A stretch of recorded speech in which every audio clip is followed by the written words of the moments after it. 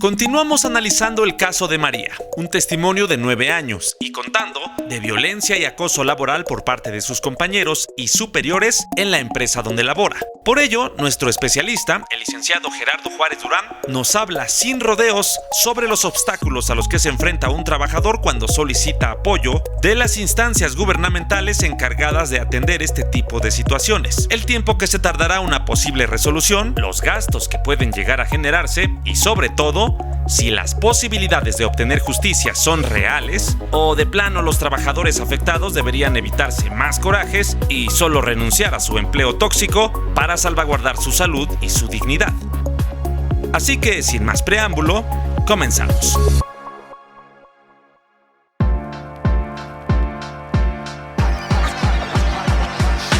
Esta es una conversación real sobre todo lo que está pasando en torno al acoso escolar.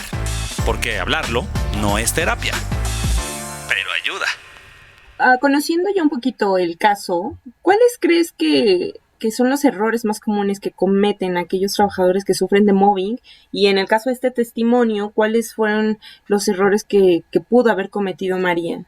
Desafortunadamente, la falta de información es el principal problema, ¿no? El principal obstáculo. Cuando gente como María va al centro de conciliación laboral, lo que le dicen es: regresa a trabajar, aguántate, esto no lo vemos nosotros. Aquí el tema es que hay que tener muy claro cuáles son estos derechos y cuáles son las obligaciones que tiene la autoridad. Digo, no nos vamos a ir a pelear con la autoridad, pero sí hay que ser muy claros en el tema de qué es lo que tú como autoridad debes hacer y a qué tengo derecho yo como gobernado, ¿no? El tema del centro la problemática del centro de conciliación es que en este tipo de situaciones, ellos, como no ven un despido, como no ven un pago de prestaciones, como no ven una rescisión, no quieren dar la atención. Aquí yo les digo, y de manera respetuosa, es que yo quiero hablar con tu superior. Siempre es el tema, siempre hay alguien arriba, ¿no? O sea, desafortunadamente la gente del primer contacto en todos lados es la que peor trato tiene con la gente. Eso pasa en todo servicio público en México. Y aquí no es la excepción. Entonces, ellos lo que quieren es evitar chamba. ¿Por qué? Porque tengo 100 personas esperándome. Y si a ti te puedo batear, muy bien, solamente me quedan 99. Ese es el problema. Entonces, aquí ellos, si pueden evitar una conciliación, dos conciliaciones, lo van a hacer. Entonces, hay que ir con la idea clara de qué es lo que quiero y por qué. Porque, a ver, la ley así me lo permite. Ahorita, pues ya estamos en una época digital donde pues entramos a Google en ese momento y le preguntamos: oye, la ley federal de trabajo, y ahí va a estar. Y no va a ser mentira porque nos va a remitir a la ley federal del trabajo. Hay que tener cuidado con esas búsquedas, pero hay que pedir información directa de la ley. Pero entonces, creo que el primer problema es: ok, me quedo con lo que me dice la primera persona. Desafortunadamente, el tema de la impartición de justicia en México es un servicio público más. Y ustedes díganme qué servicio público funciona bien en México. Ese es el problema.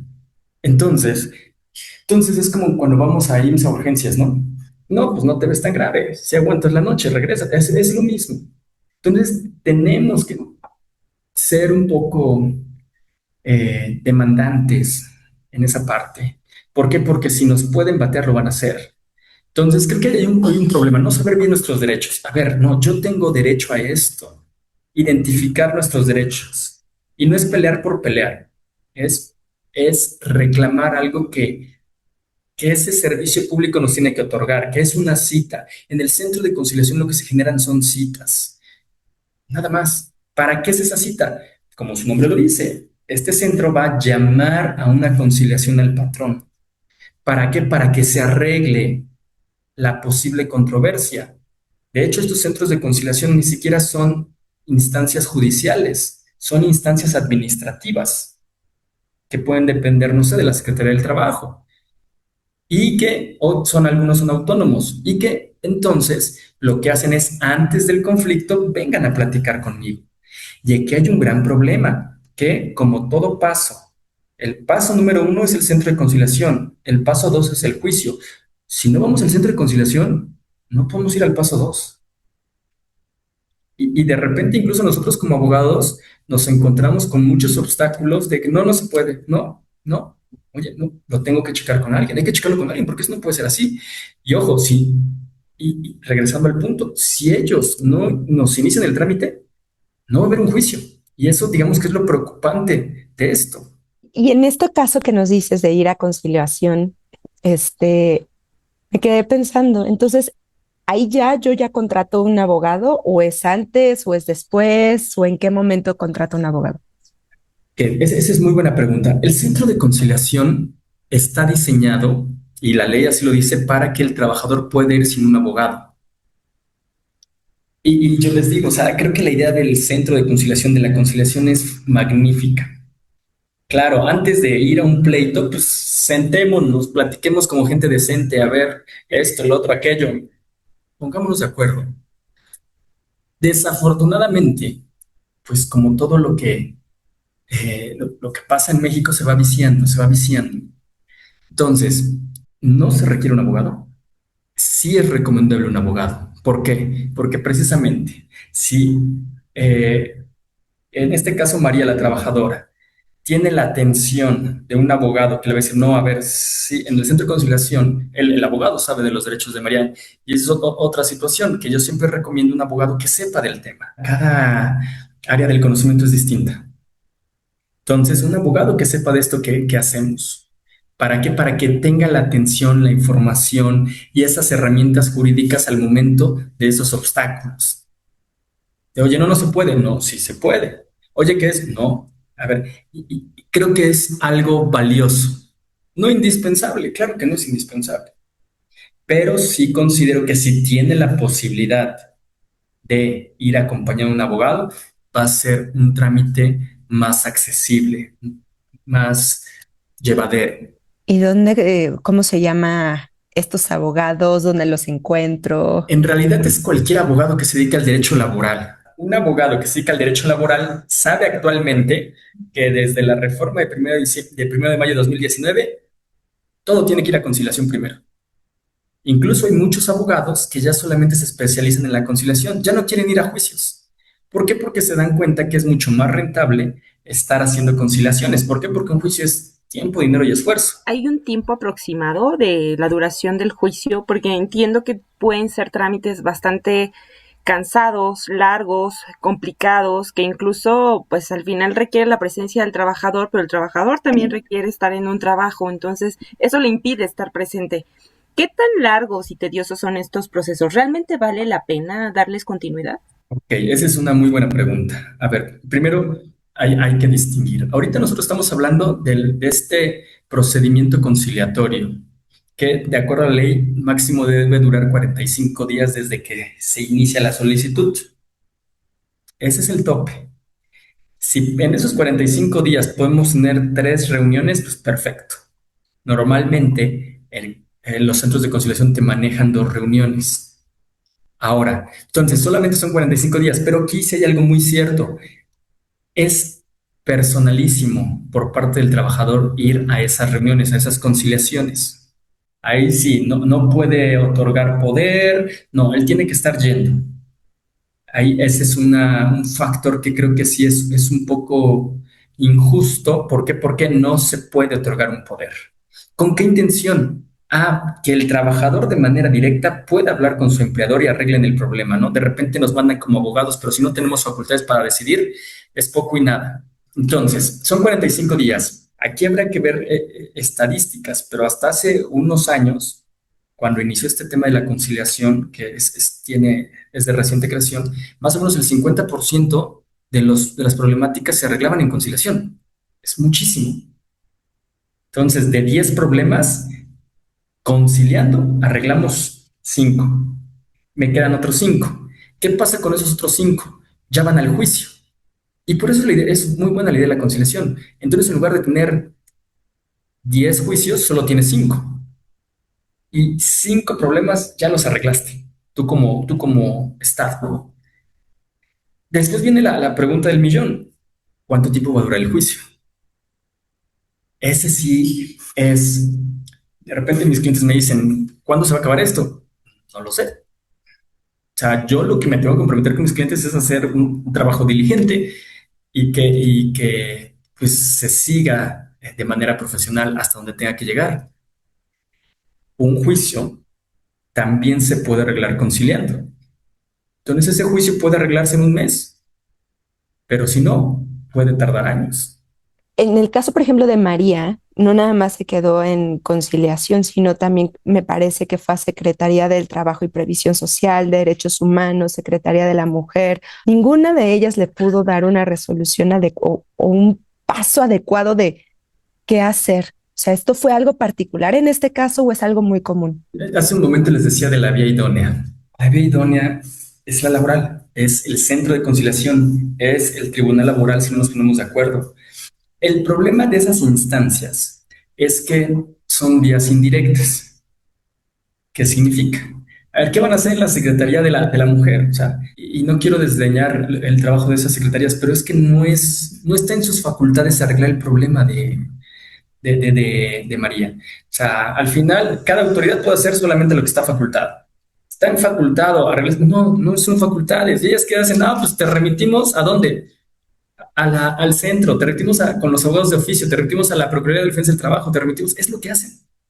Les dan una atención, pero los derivan.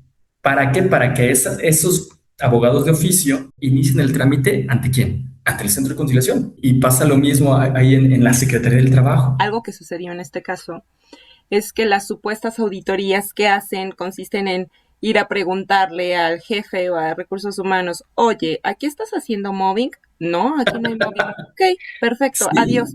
Esa es su auditoría. Entonces es una pena, incluso hasta da risa, pero me imagino que eso provoca cierta desesperanza en los trabajadores. Ahí en las facultades de ustedes como abogados, ¿qué sucede o cuál es el siguiente paso? Sí, exacto. Y eso es hasta de chiste, ¿no? Oye, estás haciendo moving, no, y ahí se acaba. Desafortunadamente sí pasa eso. Por eso yo les digo de repente a mis clientes, nos podemos desgastar de muchas maneras. Hacer esto. Pero creo que nosotros tenemos que ocupar el camino efectivo. El tema, no quisiera hacer creer que ir a derechos humanos no sirve o que ir a las que... No, pero creo, les reitero que esas son vías indirectas. A ver, vamos a reclamar como es. Vamos a un centro de conciliación laboral. No, no, el patrón en el centro de conciliación laboral niega el móvil. Bueno, pues entonces voy a ir ante un tribunal laboral, ante un juez. Esta idea de la conciliación en el centro de conciliación laboral, que les digo que es una muy buena idea, se queda corta en ciertos aspectos. ¿Cuál? El centro no puede vincular, no puede mandar a hacer diligencias. No. El centro está para platicar y llegar a acuerdos. Un ejemplo, si llega María y llega la empresa, María asevera ciertos actos, la empresa los niega, ¿el centro puede ordenar que se hagan diligencias? No. Entonces, ¿dónde queda la capacidad del centro? Bueno, ahí en esa parte está limitada. La ventaja del centro es que todo convenio que se realice ante él es vinculante, es cosa juzgada, es como si fuera una sentencia aplicable a una ley aplicable al caso.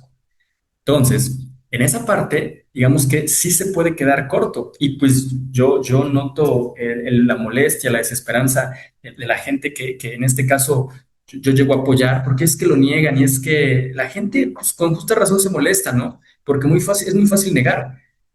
Pero pues lo que aquí yo les digo, pues para eso están los tribunales, para eso está el juez. O sea, desafortunadamente estamos en un país donde tenemos que batallar para reclamar lo que nos pertenece, lo que es nuestro por derecho. Y pues si realmente queremos que se haga justicia, vamos a tener que, pues hasta desgastarnos un poco, ¿no? Con las audiencias de conciliación, yendo a un juicio, pero para eso están los tribunales. Y aquí lo importante es que la gente lo haga. ¿Por qué? Porque, a ver, nos quejamos mucho de repente los patrones, pero a ver, la cultura laboral es de dos, es de patrones y trabajadores. El patrón puede estar haciendo X y Y irregularidades, que bueno, si les llega un momento, pues ahí los pueden sancionar, ¿no? Pero independientemente de eso, del otro lado están los trabajadores. Y si el trabajador no se queja, a ver, fomenta este círculo vicioso. es fomentar un círculo vicioso. Entonces hay que quejarse, hay que demandar. Y cuando los patrones se den cuenta que los trabajadores se organizan, demandan, ¿qué es lo que va a decir? No, no, no, a ver, no, pues hay que portarnos bien, ¿no? Es lo que va a pasar. Pero mientras no lo haga, también creo que desafortunadamente los trabajadores piensan que porque tienen la razón, ya por eso automáticamente el Estado y todo va a ser viento en popa. No es así. Podemos tener la razón, pero hay que agotar los medios, los recursos, las instancias. Mira, ahora hablando de cómo evidenciar estos síntomas de salud mental provocados por el hostigamiento laboral, nos gustaría saber como varios puntos. Primero, ¿por qué es tan difícil demostrarlo, ¿no? ¿Por qué solamente te toman en cuenta aquellas evidencias o diagnósticos que vienen por parte del seguro social al que esté adscrito el trabajador y no de un particular? Porque sabemos también que la atención especializada de un psiquiatra puede tardar mucho tiempo. Las citas te las dan para meses y meses, cuando se supone que también ya estas situaciones de salud mental son urgencias. No puedes esperar o decir, bueno, voy a esperar que me pase la crisis y 3 meses sufriendo, ¿no? Dándote por vencido, viviendo en resignación. ¿Por qué es tan difícil evidenciarlo? ¿Cuál sería una buena vía?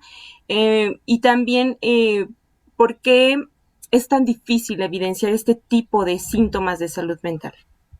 Aquí el tema es de que nosotros culturalmente estamos acostumbrados a imaginarnos una persona que está enferma, pues cuando la vemos en cama, cuando la vemos con un yeso, cuando la vemos en una silla de ruedas.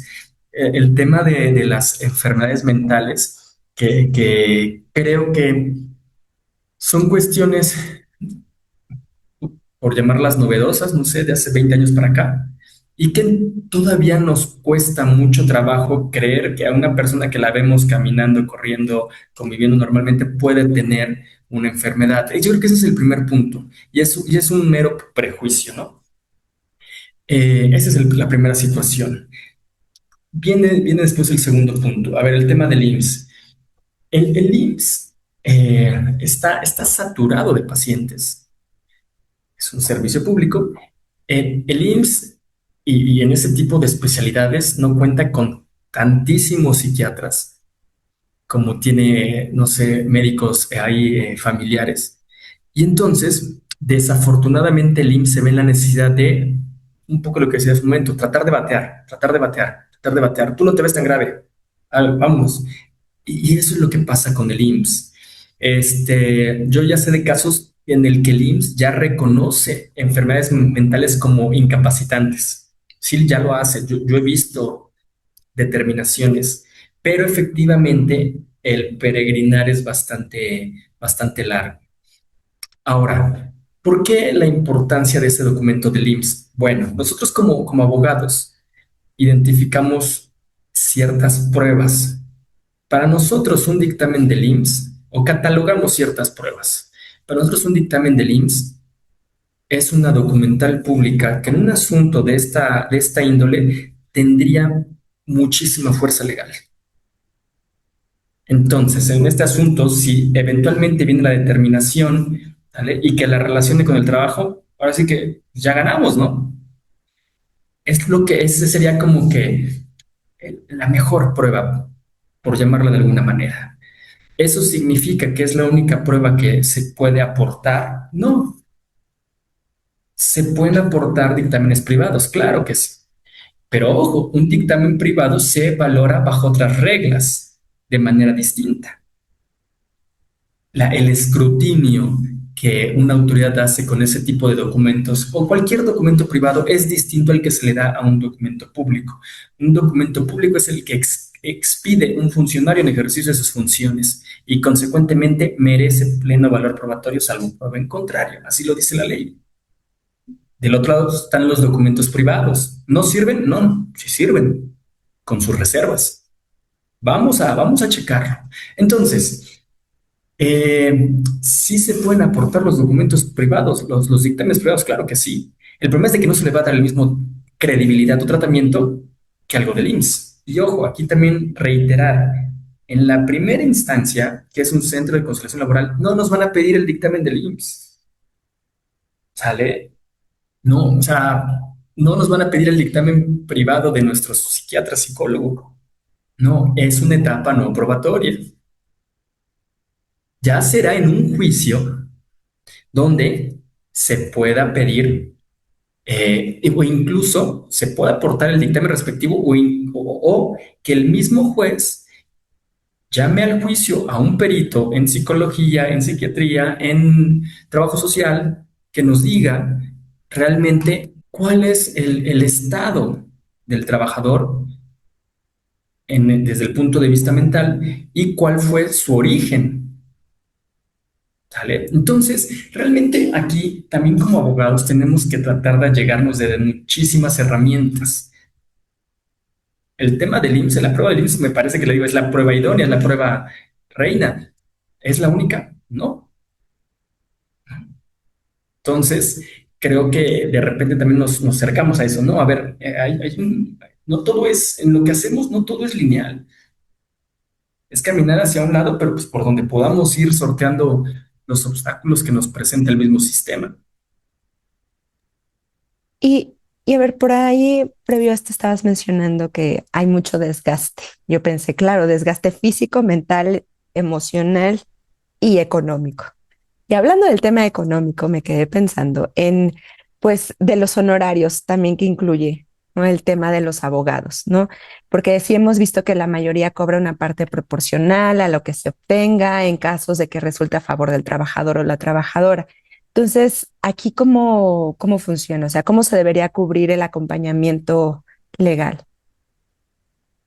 Digo, aquí en materia laboral lo normal es lo que dices. A ver, eh, digo, el ejemplo claro es con un trabajador despedido. No tiene un ingreso, ¿cómo va a pagar un abogado? Entonces, yo como abogado digo, a ver, no te preocupes, te puedo cobrar una cuota mínima para iniciar o de plano, de acuerdo a su situación, no te cobro nada. Y cuando tú obtengas tu indemnización, tú me das un porcentaje de tu indemnización. Así funciona. Este porcentaje pues ya va como nosotros, trabajadores, nos pongamos de acuerdo con nuestro abogado. Va a haber un abogado, no sé, que te cobre un 25%, 30%, 40%. Cada abogado va a ser distinto. El tema es ponerte de acuerdo con tu abogado y que haya un compromiso de que bajo ese esquema se vaya a trabajar.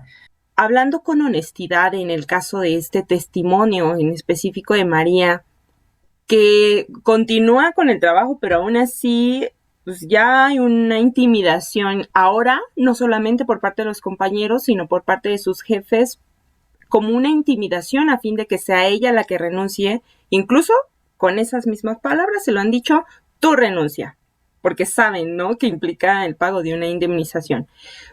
En algún punto, estar aguantando día a día este desgaste o como lo mencionaste en el concepto de la ley, este consumo emocional, ¿crees que también ya una salida más fácil y más que fácil, digna, sea renunciar y buscar mejor otra forma de ganarse la vida? Aquí, la Ley Federal del Trabajo, ya mencioné hace un momento, eh, establece el concepto de una rescisión. ¿Qué es eso, una rescisión? Es la posibilidad que el trabajador tiene, ahí sí, de terminar la relación, no renunciando, rescindiendo. La rescisión es la terminación anticipada de un contrato. El contrato de trabajo, por regla general, tiene que ser por tiempo indeterminado. Entonces, es este contrato de trabajo que tenemos por tiempo indeterminado, incluso pudiera ser verbal, porque la ley así lo establece. Ya lo quiero acabar. Yo ya no juego así. Ya no puedo. Me retiro del empleo, voy al centro de conciliación laboral por un trámite de rescisión de contrato. Pedir una conciliación por rescisión de contrato.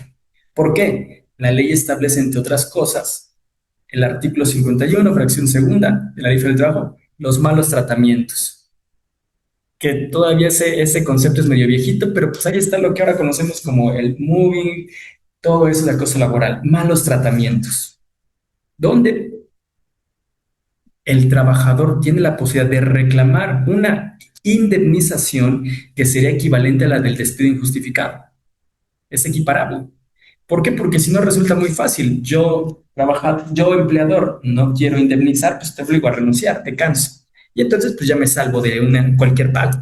Al final es dinero, me estoy ahorrando dinero. No, la ley de manera acertada maneja ese concepto. Oye, hay malos tratamientos, no tienes por qué aguantarlos. Ven conmigo, un trámite de revisión de contrato y te pagan como si te hubieran despedido, el equivalente. Entonces, desde mi punto de vista, esa es la recomendación. No renuncien. Inicien un trámite por rescisión de contrato ante el Centro de Conciliación Laboral. Me genera como mucha inquietud, muchos temas, porque al final soy trabajadora, ¿no? Y creo que en muchos trabajos que he tenido, o verlo también en el día a día, la posibilidad de ver caminos, salidas, pues hace que uno diga, wow, sí se puede, ¿no? Solamente es persistir e invitar a los trabajadores a mantenerse. Yo creo que lo más importante, o desde cómo lo trabajamos en la fundación, tener una red de apoyo que te va a sostener cuando ya llegue la noche o los momentos de silencio y tú solamente estás pensando, me dijeron que no, me cerraron la puerta, me están hostigando, me están cambiando mis horarios ahora de forma que me exponen mi seguridad, porque estoy exponiéndome a la calle, a ya no tener transporte, me están poniendo a hacer labores que no puedo porque mis condiciones físicas me lo impiden, me están hablando feo, me están humillando, intimidando, y entonces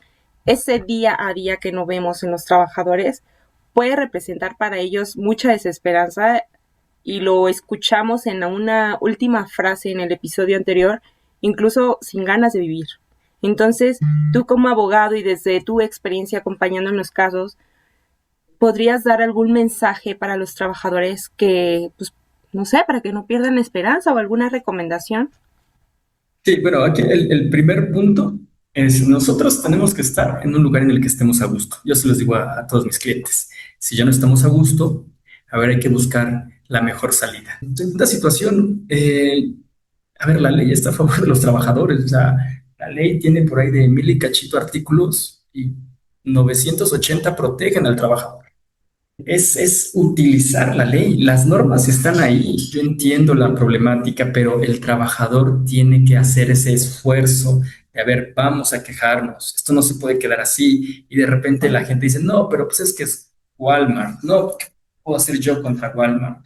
No, a ver, elige un abogado adecuado y te va a ayudar contra quien sea. Creo que ese sería el tercer punto, elegir un asesor adecuado. Asesor, abogado, llámese como se llame. Ahí está la medida de éxito. ¿Por qué? Porque podemos tener toda la razón, pero si no estamos asesorados, si no estamos representados por un abogado que sepa del tema, pues vamos a estar destinados al fracaso, muy seguramente. Y claro, hay abogados que son unas lacras, pero también hay que aprender a elegir a nuestro abogado. Cualquier abogado que lleve la materia laboral de manera principal, va a entender la problemática del trabajador y le va a cobrar un porcentaje sobre resultados. Entonces, yo la verdad creo que la ley les protege, no importa que sea un patrón gigante. Si tenemos la razón, si lo reclamamos de la manera adecuada por las vías pertinentes, claro, hay burocracia, claro, el sistema, nada es perfecto en este país, hay que batallar, claro que hay que batallar, elige un buen abogado, pero de que se puede, claro que se puede.